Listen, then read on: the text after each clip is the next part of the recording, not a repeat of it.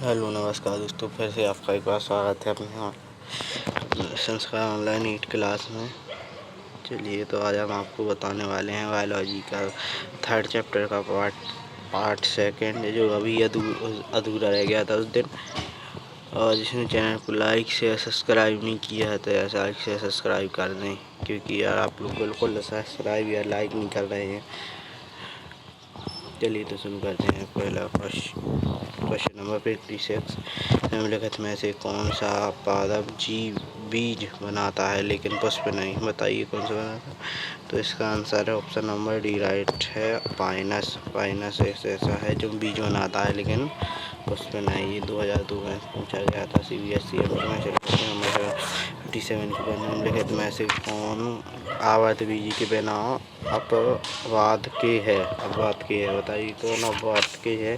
तो इसका right answer है ऑप्शन नंबर बी, दिनसेचन। 2002 में पूछा गया था। चलिए क्वेश्चन 58 के साथ तरफ चलते हैं। साइकस में 2 बीजपत्र होते हैं, फिर भी इसे आवर्त बीजियों में सम्मिलित नहीं किया गया है।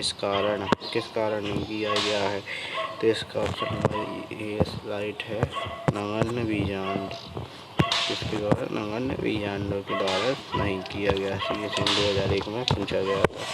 चलिए तो क्वेश्चन नंबर 51 में अर्धशुद्धि विभाजन होता है तो ऑप्शन नंबर ए बीजाणु अंकुरण में होता है। CBSE 2000 में पूछा गया था।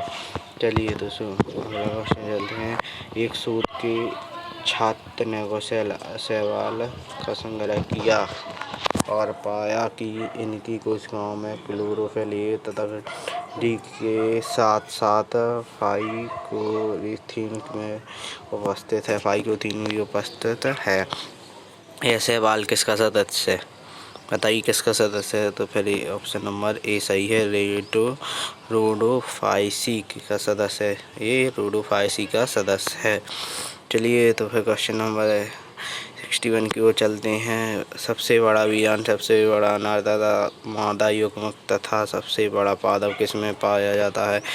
तो इसका right answer option number C, अनावर्त बीजी में पाया जाता है। CBSE में 2000 में पूछा गया था CBSE में। चलिए तो फ्यूनेरिया का पुमंडू होता है। तो पुमंडू क्या होता है? चलो इसके राइट आंसर है ऑप्शन नंबर ए, सीलिया विहीन होता है। सो ऑप्शन नंबर CBSE 1999 में पूछा गया था। चलिए तो क्वेश्चन नंबर बायोफाइट बना हुआ है तो ये जो ऑप्शन नंबर डी है, छोटा बीजाणु जो समानता पर परजीवी होता है। CBSE में 1999 में पूछा गया था। चलिए तो क्वेश्चन नंबर 64, ऐसे पादप को आप कहाँ रखेंगे वर्गीकरण में जिसमें समान ऊतक है लेकिन बीज नहीं होते? तो इसको हम रखेंगे टेरिडोफाइटा में। चलिए टेरिडोफाइटा में रखेंगे इसको हम, ठीक है। चलिए तो अगला क्वेश्चन की ओर चलते हैं। चलिए निम्नलिखित में से कौन एक जलीय फन और जैव उर्वरक है? तो इसका ऑप्शन नंबर राइट ए सही है, एजोला सही है। 1999 में पूछा गया CBSE में। क्वेश्चन नंबर 60 से बायोफाइट के संबंधित में क्या सत्य है?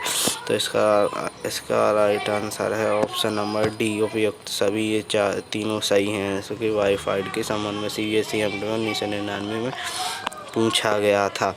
क्वेश्चन नंबर 67, शाखाएँ पाई जाती हैं। तो question number answer option number D, माइकेशिया में शाखाएँ पाई जाती हैं। Question number 68, cycas. Question number 68, cycas के संबंध में कौन सा कथन असत्य है? तो ऑप्शन नंबर डी सही, इसकी जड़ में कुछ नीली हरी शैवाल होती हैं, ये असत्य है। इसके संबंध में इसका क्वेश्चन नंबर 69 के ऊपर थियोलोगिक्स का वर्णन किया जाता है। तो इसका राइट आंसर क्या होगा? जिसको पता हो उसको हमें कमेंट बॉक्स में बता सकता है। और यार चैनल को लाइक शेयर सब्सक्राइब कर दे जाना, और स्किप तो बिल्कुल ही मत करना, जब भी आप लोग ध्यान से पढ़ पाएंगे। तो इसका ऑप्शन नंबर डी सही है। राइट आंसर है तंतुआ सैलाब अवस्था में उपस्थित होते हैं। 1998 में एम्स में पूछा गया था। चलिए तो क्वेश्चन नंबर 70 की बायोफाइड जल पर निर्भर करते हैं क्योंकि बताइए बताइए आप लोग जिसको पता हो मेरे कमेंट बॉक्स में बताइए। क्योंकि शुक्राणु आसानी से स्तनधानी के अंडाणु तक पहुंच सकते हैं। चलिए तो क्वेश्चन नंबर 71 की ओर चलते हैं। टहलने वाला नाम फर्न को क्यों दिया जाता है? नाम फर्न को क्यों दिया गया है? तो ऑप्शन नंबर बी इसका सही है। इसका कार्य प्रजापति के शिशु द्वारा होता है। 1998 में एमटी में पूछा गया था। चलिए क्वेश्चन नंबर 72 पादप जगत में सबसे बड़ा शुक्राणु किस में होता है? तो इसमें होता है साइकस में होता है। चलिए तो ऑप्शन नंबर सी सही है। इसका राइट आंसर है। चलिए सी सही है। उससे 1998 में पूछा गया था। क्वेश्चन नंबर 73 आवर्ती यूनियों की पहचान के लिए मुख्यतः पुंडपीय गुणों का प्रयोग किया जाता है क्योंकि कार्यक भागों की अपेक्षा जनात्मक भाग अधिक स्थिर एवं साक्षी होते हैं। क्वेश्चन नंबर 74 एक ऐसा शैवाल जिसमें प्रोटीन अधिक मात्रा में होता है क्या वो कहलाता है? तो ये क्लोरेला। ऑप्शन नंबर इसका डी सही है। क्लोरेला। चलिए तो क्वेश्चन नंबर 75 की ओर चलते हैं। बहुकोषीय शाखित मूसलाभास तथा पत्ती युक्त युग्मन वे किसके लक्षण हैं? तो बताइए। जो ऑप्शन नंबर बी सही है। कुछ बायोफाइट्स के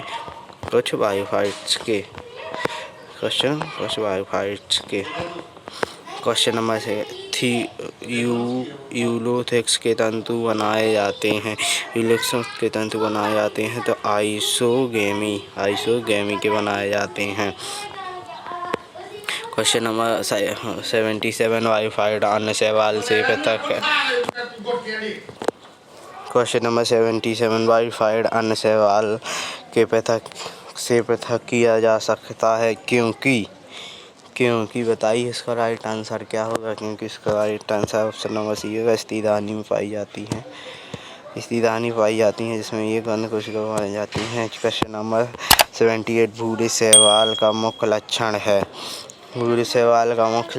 क्या है? बताइए। ऑप्शन नंबर सी राइट है। CBSE एमटी 1997 में पूछा गया था। चलिए तो क्वेश्चन नंबर 70 पादप जगत का उभयचर है। उभयचर बताइए। पादप जगत का उभयचर क्या है? तो ऑप्शन नंबर सी सही है। सरल आंतरिक वाले वायुफाइट्स है। सरल आंतरिक वाले वायु संरचना वाले वायुफाइट्स। इसका राइट आंसर क्वेश्चन नंबर 80 इनमें से किसके परिपक्व कैप्सूल में परिपक्व बीजाणु के 7 इलेक्टर होते हैं जो बीजाणु में विकिरण की सहायता करते हैं? बताइए कि तो इसका राइट आंसर होगा ऑप्शन नंबर बी मार्केंसिया। इसका राइट आंसर होगा। क्वेश्चन नंबर 81 इनमें से किसे एक जीवित जीवाश्म कहा जाता है? तो इसको झींगों को कहा जाता है। जीवित जीवाश्म झींगों को कहा जाता है। चलिए यूलोथेक्स की सबसे निचली कोशिका में क्लोरोफिल का अनुपस्थित होना प्रदर्शित करता है। क्या करता है? अनुपस्थित होना प्रदर्शित करता है। ऑप्शन नंबर डी श्रम विभाजन का। चलिए तो क्वेश्चन नंबर 83 की ओर चलते हैं। अगार को व्यावसायिक स्तर पर प्राप्त किया जाता है। तो इसका ऑप्शन नंबर ये है। लाल शैवाल से प्राप्त किया जाता है। क्वेश्चन नंबर 84 मांस का शरीर है। तो यह ऑप्शन नंबर डी सही है। प्रभावी दीप जीवाणु द्वारा बीजाणु 1995 में पूछा गया था में। क्वेश्चन नंबर 85 एक पूर्ण विकसित स्तनधानी जिसमें गर्दन 4 पंक्तियों व ग्रीवा नाल कोशिका बनी होती है। लक्षण है बायोफाइट्स द्वारा क्वेश्चन नंबर 86 फाइनस के बीच में के पंख किसका व्युत्पन्न है? तो इसका राइट आंसर है ऑब्लिगेशन स्केल की जगह सही है। क्वेश्चन नंबर 87 में बायोफाइट्स का विशेष लक्षण है। बताइए। तो ऑप्शन नंबर बी इसका राइट आंसर है। आप देख लें। क्वेश्चन नंबर 88 क्लोरोफाइसी में लैंगिक प्रजनन किसके द्वारा होता है? तो इसका राइट आंसर है ऑप्शन नंबर बी, आइसोगैमी इनोगैमी का। क्वेश्चन नंबर 89 की तरफ चलते हैं। इनमें से कौन नाइट्रोजन गैस स्थिरीकरण नहीं करता? तो ऑप्शन नंबर सी सही है इसका, ऑप्शन नंबर स्पाइरो गायरा सही है। चलिए क्वेश्चन नंबर 90 की तरफ चलते हैं। टेरिडोफाइट से बायोफाइट से किसमें भिन्न है? तो किसमें भिन्न है बताइए, और जिसको पता हो मैं बता सकता हूँ। तो इसका ऑप्शन नंबर बी सही है, राइट। अत्याधिक संवहन ऊतक CECM 1993 में पूछा गया था। क्वेश्चन नंबर 91 यूलोथिक्स स्पाइरो में असूति गुहानु किस समय होता है? तो ऑप्शन नंबर सी, जाइरो को प्रश्न होता है। क्वेश्चन नंबर 92 कैलोरोमाइडोमोनास का हरितलवक होता है? हरितलवक होता है ऑप्शन नंबर बी, कप के आकार का होता है। क्वेश्चन नंबर 93 पायरीनाइट किसके निर्माण का केंद्र है? पायरीनाइट किसके निर्माण का केंद्र है? तो इस मंड के निर्माण का केंद्र है। चलिए, इस मंड के निर्माण का केंद्र है। पाइनस आम से विभेदित है। तो चलिए ऑप्शन नंबर सी, बीजाणु बिना अंडा से गिरा हुआ। क्वेश्चन नंबर 95 इनमें जैव विकास के आधार पर सबसे अधिक विकसित है? इसमें जैव विकास के आधार पर कौन सबसे अधिक विकसित है? तो इसका राइट आंसर होगा option number D, Pinus. Question number 96 पादपों का ऐसा समूह जो बीजाणु तथा भ्रूण बनाता है लेकिन जिसमें संवहन ऊतक तथा बीज नहीं होते, तो इसको कहते हैं बायोफाइटा। क्वेश्चन नंबर 97 फ्यूनेरिया तथा सेलेजिया में क्या समान नहीं है? तो इसमें जड़ समान नहीं है। क्या समान नहीं है? जड़ समान नहीं है, ऑप्शन नंबर डी सही है। क्वेश्चन नंबर 97 की तरफ चलते हैं। क्वेश्चन नंबर पाइनस के पराग कण में 6 गुणसूत्र होते हैं, अतः इसके एंडोस्पर्म भ्रूणपोष में कितने गुणसूत्र होते हैं? चलिए बताइए कितने गुणसूत्र? तो ऑप्शन नंबर सी सही है, इसका 6 होते हैं।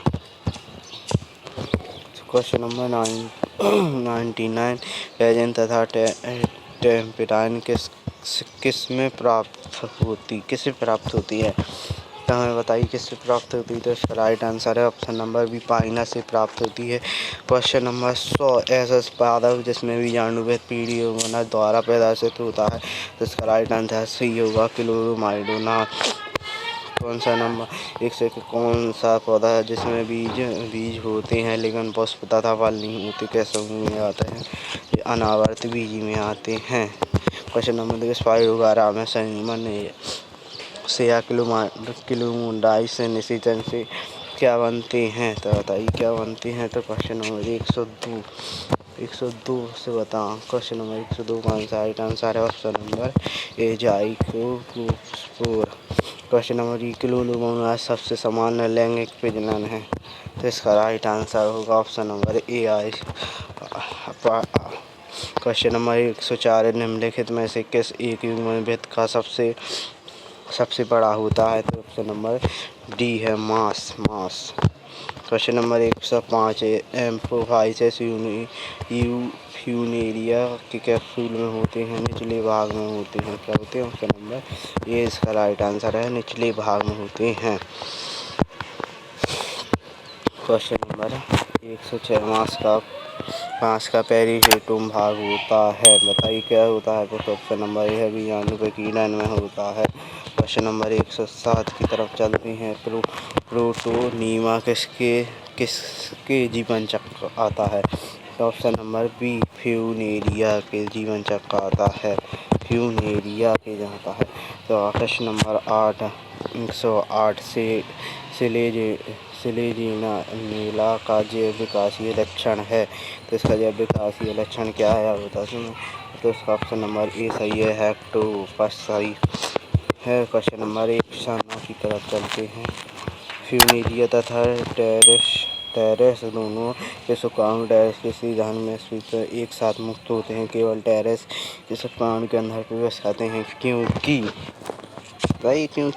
टेरेस की रानी रसायन प्रभावित करती है जिससे टेरेस के शुक्राणु बनते हैं। चलिए तो आज का लास्ट क्वेश्चन पाइनेस जिम्नोस्पर्म में अनुगणित संरचना है।